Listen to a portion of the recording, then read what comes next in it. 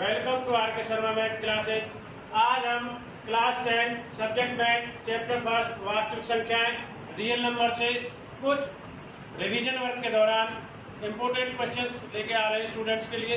तो आइए student, let's start the class. आज जो हमारा पहला प्रश्न रहने वाला है चैप्टर फर्स्ट में वो ये है, x की पावर 4, y की पावर 5 और x की पावर 8 और y की 3 का मेष है, यानी कि HCF बताइए। ये हमें फाइंड आउट करना है।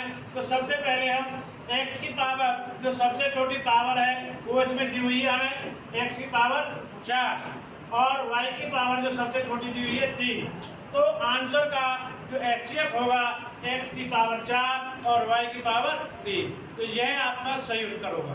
इसके बाद यदि हम इस क्वेश्चन का एलसीएम लघुत्तम समापवर्त्य भी निकालना चाहें तो एलसीएम क्या होता है, दिए हुए घातों का सबसे बड़ा गुणनफल। तो देखो x की पावर 8 और y की पावर 5, तो एलसीएम जो x की 4 y की 5 का और x की 8 और y की 3 का आएगा x की पावर 8 और y का 5।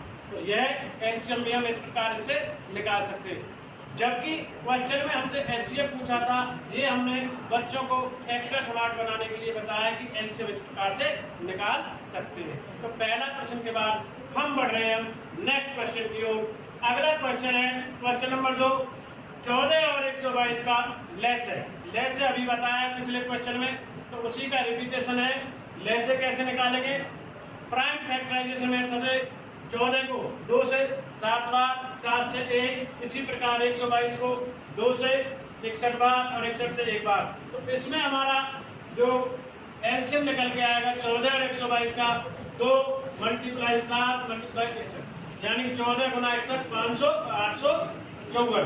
तो 854 हमारा 14 और 122 का एलसीएम हमारा 854।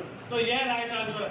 उसने पूछा था लेस है, पर हमने लेस के बाद भी उसमें निकाल दिया है एचसीएफ। अब बच्चों के लिए फिर एक्स्ट्रा बनाने के लिए, एक्स्ट्रा स्मार्ट के लिए एचसीएफ कैसे निकलेगा, तो एचसीएफ कैसे निकलता है, दी हुई घातों का जो गुणनफल होता है उसमें सबसे छोटी घात, तो 2 इसमें सबसे छोटी घात है। यदि किसी दी हुई संख्या में एचसीएफ कॉमन नहीं आता है तो उसमें हम एक भी निकालते हैं। जिस संख्या में कोई कॉमन नहीं आता उसका एचसीएफ क्या माना जाता है, ओनली 1। ये ध्यान रखने वाली इंपॉर्टेंट बात है। तो आइए स्टूडेंट, नेक्स्ट क्वेश्चन नंबर 3 जो सीबीएसई में आया हुआ इंपॉर्टेंट क्वेश्चन है, इसको हम स्टार्ट करने जा रहे हैं।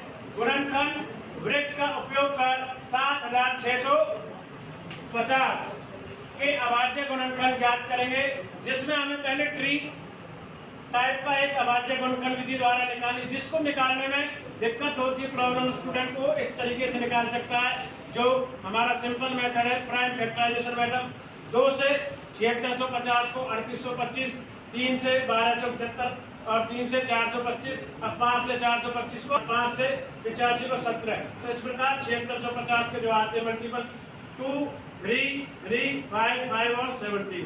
तो यानी कि 2 × 3 की पावर 2, 5 की पावर 2 और 17। अब इसको हम, जिसको नहीं आता ट्री फैक्टराइजेशन मेथड जो हमारा गुणनखंड वृक्ष का उपयोग है उसमें हम कर सकते हैं। पहले हमें दी हुई संख्या 7650, फिर 2 से डिवाइड, फिर 3825, फिर 3 से डिवाइड, फिर 1275, फिर 3 से डिवाइड, 425, फिर 5 से डिवाइड 85 और 5 से 85 में डिवाइड 17। तो इस प्रकार हम गुणनखंड वृक्ष का उपयोग करके 7650 के जो अभाज्य गुणनखंड है वो निकाल सकते हैं। तो वो इसके रूप में आएंगे। तो इसी प्रकार आज की वीडियो के माध्यम से हमने चैप्टर फर्स्ट वास्तविक संख्याओं में पहला प्रश्न, दूसरा और तीसरा प्रश्न इस प्रकार इंपॉर्टेंट क्वेश्चन किए हैं, जिनकी सीबीएसई में आने की संभावना लगातार लगी रहती है, बनी रहती है। थैंक्स फॉर वाचिंग आर के शर्मा मैथ क्लासेस। इसी प्रकार नेक्स्ट वीडियो में मिलते रहेंगे। थैंक्स और धन्यवाद सभी स्टूडेंट्स का।